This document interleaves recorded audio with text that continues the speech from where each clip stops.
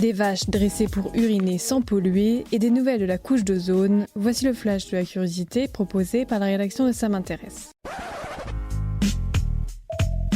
La différence entre l'homme des cavernes et nous, c'est le résultat de la science. Et ce n'est pas une opinion, c'est de la science. Notre monde n'est pas si moche.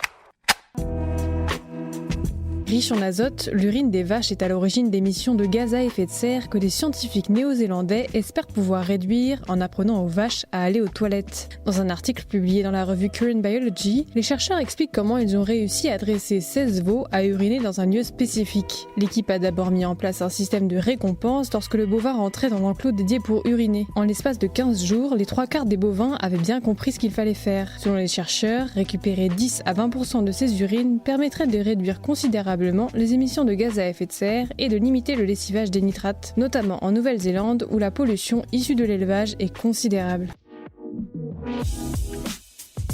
Super, j'adore. Alors écoute-moi bien, je vais essayer d'être clair avec toi. Ouais, génial.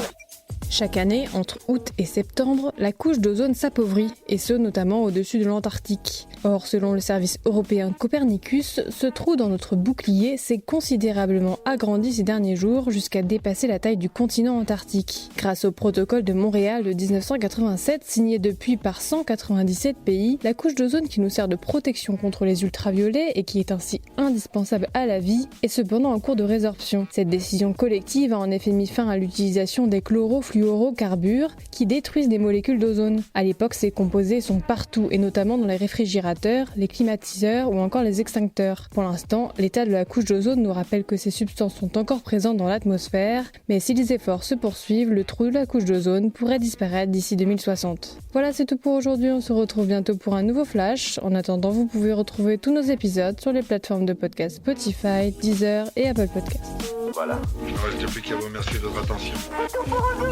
Au revoir.